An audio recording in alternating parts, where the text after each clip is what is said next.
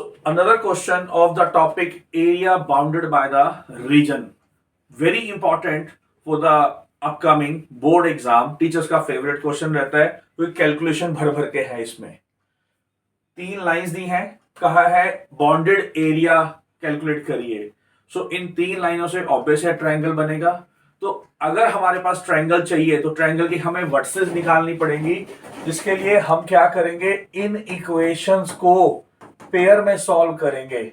अगर हम पहली दो इक्वेशंस को सॉल्व करें और वहां से इनका point of intersection sir 3y equal to 3, y equal to 1 आ गया। y की वैल्यू को पुट करेंगे तो हमें x की वैल्यू 0 मिल जाएगी। तो यहां से हमारा पहला पॉइंट आ गया 0,1 और then will take the another set, second equation and third equation, that is 2x plus y equal to 7। इन दोनों को सॉल्व करेंगे, minus of 3x equal to minus 6x equal to 2 और सर x की value को put करेंगे तो y की वैल्यू 3 मिल जाएगी। तो यहां से आपको b पॉइंट मिल गया, that is 2,3। So now it's time to solve the last pair, equation number 3 and equation number 1।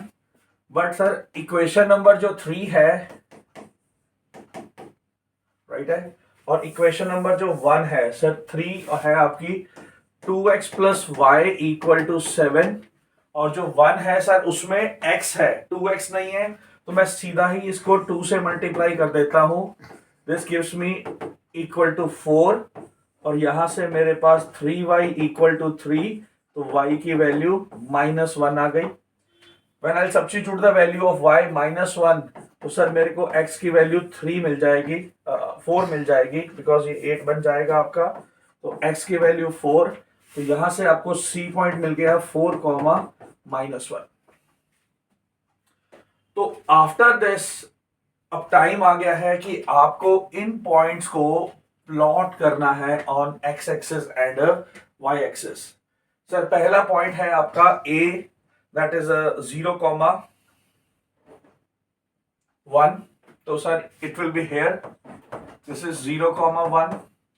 Then it's a b point 2,3, x2, y3, it will be somewhere here 2,3, and then it's a c point 4, -1, somewhere here it's a 4, -1, and it's time to join all these 3 points to get a bounded figure. तो sir ये जो हमारा triangle बना है, तो इस triangle में हमारे पास AB है, BC है और AB, BC और then this is a AC। हम इस रीजन की ही बात करने जा रहे हैं, हम इसी का एरिया वर्कआउट करेंगे आपके साथ कि area of the region using integration. तो यहां पर एक बहुत इंपॉर्टेंट फैक्ट है जो स्टूडेंट आपको ध्यान रखना है। जब आप इंटीग्रेशन करेंगे कहां से कहां, a to b y dx, then you will do b to c y dx, and then it's a minus a to c, right है, it's a minus a to c और ये बन जाएगा आपका y3 dx। y1, y2, y3 का बहुत ही important role है। ये जो मैं स्टेप डिस्कस करने लगा हूं बहुत ध्यान से इसको समझेगा, क्योंकि normally student randomly y1, y2, y3 लिख देते हैं और उनका आंसर गलत आता है। यहां पर y1, y2, y3 कैसे लिया जाएगा? सर y1, y2, y3 का मतलब है वो पॉइंट a 0 to 2, यानी कि वो इक्वेशन जो इस दोनों पॉइंट्स को सेटिस्फाई करे, a को भी सेटिस्फाई करे और b को भी सेटिस्फाई करे। तो उसके लिए हम पहले इक्वेशन को चुनते हैं। लेट्स सी क्या ये 0,1 सेटिस्फाई हो रहा है।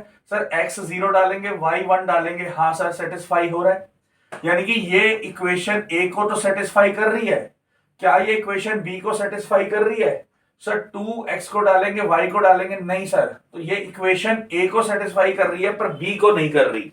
तो आइए नेक्स्ट पे चलते हैं। अगर इस पे मैं वैल्यू डाल रहा हूं 0 और 1, सर ये भी इक्वेशन a को सेटिस्फाई कर रही है, x 0 y 1, यस। क्या ये इक्वेशन b को सेटिस्फाई कर रही है? 3 - 2, यस सर, ये इक्वेशन b को भी सेटिस्फाई कर रही है, यानी कि यहां से मेरे को y की वैल्यू मिलेगी और वो वैल्यू आएगी 1 प्लस एक्स। ये आप यहां लिखेंगे 1 प्लस एक्स डी एक्स, ये आपकी y की वैल्यू मिल गई। अब हम बात करेंगे b टू c की। तो फिर कौन सी इक्वेशन जो b और c को सेटिस्फाई कर रही है? सर इसने तो b को सेटिस्फाई नहीं किया, ऑब्वियस सी बात है, अगर इसने नहीं किया तो वो थर्ड इक्वेशन चेक करते हैं। Let's see third equation 2 to the 4 और 3 7। यस सर, ये इक्वेशन b को भी सेटिस्फाई कर रही है, और c को 4 टू द 8। यस सर, ये c को भी सेटिस्फाई कर रही है। तो यानी कि इस इक्वेशन से जो वैल्यू ऑफ y आएगी that is 7 minus of 2x। ये वैल्यू आपके यहां लिखी जाएगी 7 माइनस 2x और dx।